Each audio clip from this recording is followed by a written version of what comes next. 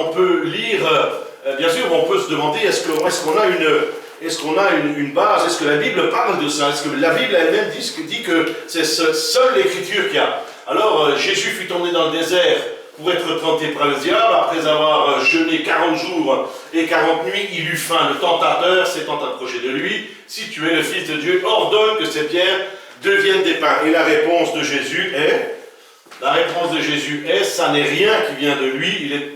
Il dit, cette chose-ci, Jésus répondit, il est écrit. Il va se saisir des Écritures pour combattre l'adversaire.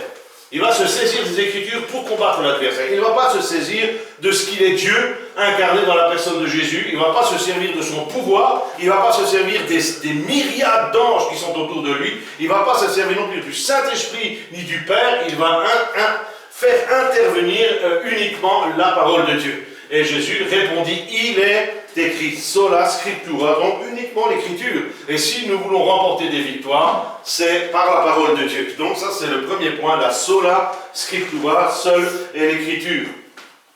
Le principe figure en tête des professions, donc c'est la première phase du protestant évangélique que nous sommes. La première phase du protestant évangélique, c'est l'écriture. Quelqu'un qui devient chrétien, quelqu'un qui veut devenir chrétien, quelqu'un qui entre dans une église évangélique doit ressortir avec la parole de Dieu. Parce que sans ça, on ne peut pas vivre. On ne peut pas vivre sans les Écritures, sans la Scripture. Ça, c'est quelque chose qu'il faut absolument savoir. Qu'est-ce qu'il y aurait d'autre à dire? Que nous trouvons bien sûr la parole de Dieu dans la Bible. Donc elle répondra aux questions et elle fera le nécessaire pour vous. Elle vous montrera comment se convertir, comment avancer, comment confesser son péché, pourquoi l'Église, pourquoi des protestants évangéliques. Elle répondra aussi aux questions des autres religions. Et puis tout cela, vous trouverez dans la parole de Dieu. Et si jamais il y a des questions, bien sûr, un peu plus solides, eh bien sûr, il y a des pasteurs, que ce soit ici ou ailleurs, les hommes de Dieu peuvent répondre à toutes les questions concernant la parole de Dieu. Ça, c'est ce que nous avons, il est écrit. On peut passer encore peut-être un tout petit texte, encore un second, et on verra que le diable va encore attaquer une fois Jésus.